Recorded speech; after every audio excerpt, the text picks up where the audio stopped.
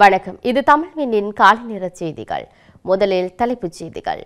EPR leptin Mannar மாவட்ட பொறுப்பாளர் பதவி விலகல். கிளிநொச்சியில் எரிபொருள் பாரவூர்தி தடம் புரண்டு விபத்து, கசிந்த டீசலை அள்ளி சென்ற மக்கள். தென்னாப்பிரிக்காவின் முன்னாள் ஜனாதிபதியுடன் இலங்கை ஜனாதிபதி அன்புகுமார் திசாநாயக்க சந்திப்பு.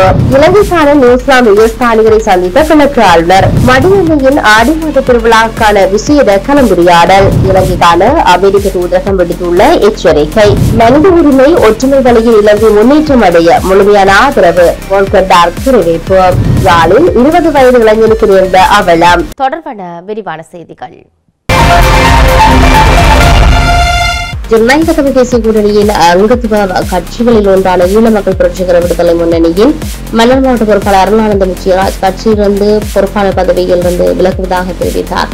கட்சியின் தலைமைக்கு எழுத்து மூலம் பதவி விலகல் கடிதத்தை அனுப்பி வைத்துள்ளேன். தமிழ் தேசியத்தை புறக்கணித்து தமிழ் தேசியத்தை கொன்று புதைத்த கட்சிகளுடன் இணைந்து ஒருபோதும் ஆட்சியுடன் செயல்பட மாட்டோம்.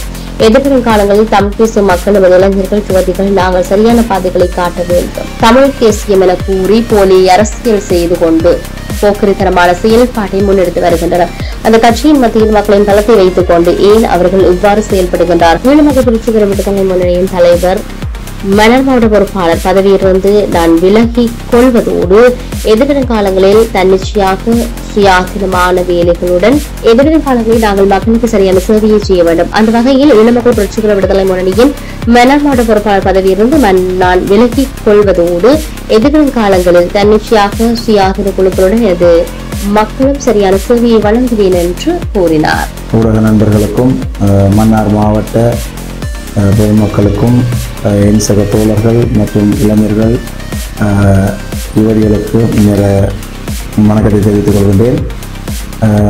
எனது பெயர் அருளானந்தன் விஜயராஜ். நான் ஈழ மக்கள் புரட்சிகர விடுதலை முன்னணியுடைய மாவட்ட பொறுப்பாளர். இன்றைய நிலையிலே நான் இந்த ஊடக சந்திப்பை ஏற்படுத்தியதற்கான காரணம், கடந்த உள்ளூராட்சி மன்ற தேர்தலிலே பல முறைகேடான நிகழ்வுகள் நிகழ்ந்திருக்கின்றன. அதுவும் சிறப்பாக இந்த ஜனநாயக தமிழ் தேசிய கூட்டமைப்பின் சார்பில் கூட்டு கட்சிகளுக்குள் ஒன்றான ஈழ மக்கள் புரட்சிகர விடுதலை முன்னணி அங்கம் வகிக்கின்ற வகையிலே நான் ஒரு சில விடயங்களை முன்வைக்க வேண்டியது என்னுடைய கடமைப்பாடு. அந்த விதத்திலே எனது மன்னார் மாவட்டத்தை சார்ந்து உங்களுக்கு தெரியும், கடந்த 2 தினங்களுக்கு முன்பு இடம்பெற்ற இந்த சபை அமர்வுகள் தொடர்பாக சில விளக்கங்களை கூறி என்னுடைய சுயாதீன முடிவுகளையும் நான் இங்கே தெரிவிக்க இருக்கின்றேன். அந்த வகையில் உங்களுக்கு தெரியும், கடந்த காலங்களிலே ஜனநாயக தமிழ் தேசிய கூட்டமைப்பானது 2 தேர்தல்களை சந்தித்தது. அந்த வகையில் சங்கு சின்னத்திலே பாராளுமன்ற தேர்தலையும் அதனைத் தொடர்ந்து இறுதியாக இடம்பெற்ற உள்ளூராட்சி மன்ற தேர்தலையும் இடம்பெற்றது. அந்த தேர்தலிலே நாங்கள் எந்த தேர்தல் எடுத்துக்கொண்டாலும் இப்பொழுது ஆளுங்கட்சியாக இருக்கின்ற JVP கட்சியினுடைய எந்த ஆதரவும் வழங்க மாட்டோம். அதனுடைய கொள்கைக்கு முரண்பாக நாங்கள் செயற்பட மாட்டோம். தமிழ் தேசிய கட்சிகளோடு இணைந்து நாங்கள் எங்களை தேர்தலுக்கு முகம் கொடுப்போம். அத்தோடு இந்த சபைகளை அமைப்பதற்கு எங்களுடைய மக்களுடைய ஆணையை பெற்று நாங்கள் தமிழ் தேசிய கட்சிகளோடு தான் சபைகளை அமைப்போம் என்றெல்லாம் நாங்கள் வாக்குறுதிகளை வழங்கியிருந்தோம். தேர்தலில் நாங்கள் பரப்புரையை அவ்வாறு தான் நகர்த்தி சென்றோம். ஆனால் இருந்தபோதும் கடந்த கால அரசியலில் பல குழப்ப நிலைகளை உருவாக்கிவிட்ட இந்த சபை அமர்வு தொடர்பாக எங்களுடைய தலைமையோ அல்லது ஏனைய கட்சிகளோ இதற்கான அல்லது ஏனைய பிரமுகர்களோ எந்தவித எதிர்ப்பும் தெரிவிக்காத வகையில் நான் இன்றைய தினத்திலே இந்த இடத்திலே ஊடக சந்திப்பை கிளிநொச்சி குடமுருட்டி பாலத்துக்கு அருகில் வெகு கட்டுப்பாட்டை இழந்து எரிபொருள் பாரவூர்தி ஒன்று தடம் புரண்டு விபத்துக்குள்ளானது. முத்துராஜன் வெளியில் உள்ள காங்கேசன்புரை நோக்கி பூநகரி வீதியில் பயணித்த பாரவூர்தியே இவ்வாறு விபத்துக்குள்ளானது. குறித்த விடயத்தில் அவருக்கும் பாதிப்பு ஏற்படவில்லை என தெரிய வருகிறது. விபத்தின் போது கொள்கலன்களில் இருந்த பெருமளவு டீசல் கசிந்து வெளியேறி விரயமாயுள்ளது. இந்த விபத்தினால் குறித்த டீசல் கொள்கலன்களில் கசிவு ஏற்பட்டதை அடுத்து அதிலிருந்து டீசல் வெளியேறியதாகவும் குறித்த பிரதேசத்தைச் சேர்ந்த பெரும்பாலானோர் அதை நிகழ்த்திச் செல்வதை அவதானிக்க முடிந்ததாகவும் குறிப்பிடப்படுகின்றது. ஜனாதிபதி அன்புகுமார் திசாநாயக்கவிடம் தென்னாப்பிரிக்க குடியரசின் முன்னாள் ஜனாதிபதிகளுக்கு இடையிலான சந்திப்பு நேற்று தினம் பிற்பகல் ஜனாதிபதி அலுவலகத்தில் இடம்பெற்றது. இலங்கைக்கு இது தனது முதல் விஜயம் என்றும் கடந்த காலங்களில் இலங்கையின் தேசிய ஒற்றுமை மற்றும் நல்லிணக்கத்தில் ஆதரவாக இருந்ததாகவும் கூறிய முன்னாள் ஜனாதிபதி பெக்கி இதுபோன்ற சமயத்தில் இலங்கைக்கு வருகை தருவது மகிழ்ச்சி அளிக்கும் எனவும் கூறியுள்ளார். தென்னாப்பிரிக்காவும் இலங்கையும் புவியியல் ரீதியான தூரம் இருந்தாலும் வெவ்வேறு இனங்கள், மதங்கள் மற்றும் கலாச்சாரங்கள் இருப்பதனால் இரு நாடுகளும் ஒற்றுமைகளை கொண்டுள்ளன என்று அவர் கூறினார். அமைதி மற்றும் நல்லிணக்கத்தை அடைவதில் இரு நாடுகளும் ஒரே மாதிரியான சவால்களை எதிர்கொள்கின்றன என்றும் பல்வேறு வகையான மக்கள் குழுக்களை ஒன்றிணைப்பதில் இலங்கை ஜனாதிபதியிடம் கற்றுக்கொண்ட பாடங்கள் மற்றும் அனுபவங்களை பகிர்ந்து கொள்ள தான் விருப்பத்துடன் இருப்பதாகவும் அவர் கூறியுள்ளார். அமைதி மற்றும் நல்லிணக்கத்தை அடைவதில் இரு நாடுகளும் ஒரே மாதிரியான சவால்களை எதிர்கொள்கின்றன என்றும் பல்வேறு வகையான மக்கள் குழுக்கள் ஒன்றிணைப்பதில் இலங்கை ஜனாதிபதியிடம் கற்றுக்கொண்ட பாடங்கள் மற்றும் அனுபவங்களை பகிர்ந்து கொள்ள தான் விருப்பத்துடன் இருப்பதாகவும் அவர் கூறியுள்ளார். இலங்கைக்கான நியூசிலாந்து உயர்ஸ்தானிகர் டேவிட் ஃபைன் மற்றும் கிழக்கு மாகாண ஆளுநர் பேராசிரியர் ஜெயந்தலால் ரத்னசேகர் ஆகியோருக்கு இடையில் கலந்துரையாடல் ஒன்று நடைபெற்றது. இதில் சுற்றுலாத்துறை, கடற்தொழில் மற்றும் எரிசக்தி துறைகள் குறித்து தூதுவரும் ஆளுநரும் விரிவாக கலந்துரையாடல்களை நடத்தினர். இதன்போது கிழக்கு ஆளுநர் உயர்ஸ்தானிகருக்கு நினைவு சின்னமும் வழங்கி வைக்கப்பட்டன. மடுகமையின் அடிமாதி திருவிழா தொடர்பான விசேட கலந்துரையாடல் நேற்று மடுத்திருத்தலத்தில் தெப்பகுளத்தில் இடம்பெற்றது. மன்னார் மாவட்ட அரசாங்க அதிபர் கனகேஸ்வரன் ஏற்பாட்டில் மன்னார் மறைமாவட்ட ஆயர் மேதகு பேரூர் திரு கலாநிதி அங்கோணிப்பள்ளி ஞான பிரகாசம் ஆண்டிகை தலைமையில் இந்த கலந்துரையாடல் இடம்பெற்றது. திருவிழாவில் கலந்து கொள்ளும் மக்களுக்கு தேவையான சுகாதாரம், போக்குவரத்து, குடிநீர், மின்சாரம், பாதுகாப்பு தொடர்பாக உரிய தரவுகளுடன் கலந்துரையாடப்பட்டது. கடந்த 23ஆம் தேதி மடு அன்னையின் ஆடி மாத திருவிழா கொடியேற்றத்துடன் ஆரம்பமானது. தொடர்ந்து நவநாள் திருப்பலி ஒப்புக் கொடுக்கப்பட்டு வருகின்றது.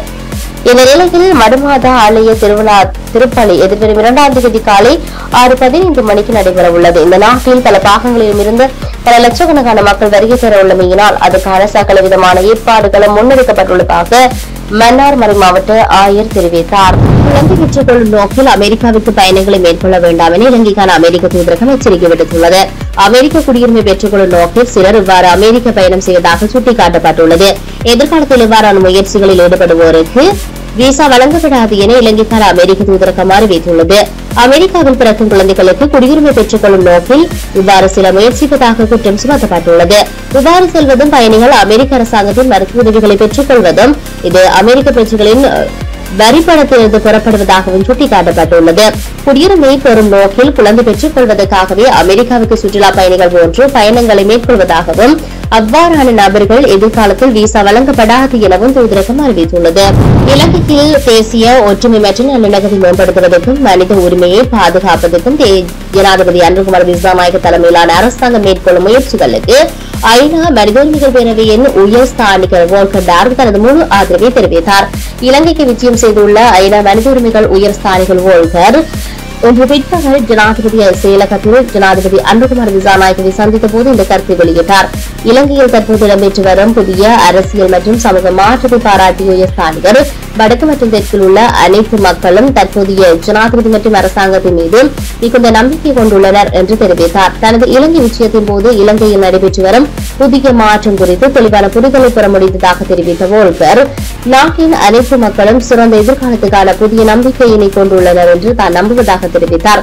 காணாமல் போனோர் தொடர்பான பிரச்சினை குறித்தும் இதன்போது கவனம் செலுத்தப்பட்டது. வடக்கு மற்றும் தெற்கில் காணாமலாக்கப்பட்டோரின் உறவினர்களின் வேதனைகள் ஒரே மாதிரியானவை என்றும் அவர்களின் அரசாங்கத்தின் மீது நம்பிக்கை வைத்திருக்கின்றார்கள். இந்த நம்பிக்கைகள் நிறைவேறும் என்று ஐக்கிய நாடுகள் சபையின் மனித உரிமைகள் ஆணையாளர் அலுவலகம் எதிர்பார்க்கின்றது என்று உயர்ஸ்தானிகர் கூறினார். சார்லி தொட்டிகள் நீண்டிக் கொண்டிருந்த இளைஞர் ஒருவர் வலிப்பு ஏற்பட்ட நிலையில் நீரில் மூழ்கி உயிரிழந்தார். குறித்த சம்பவமானது நேற்று இடம்பெற்றதாக தெரிவிக்கப்படுகிறது.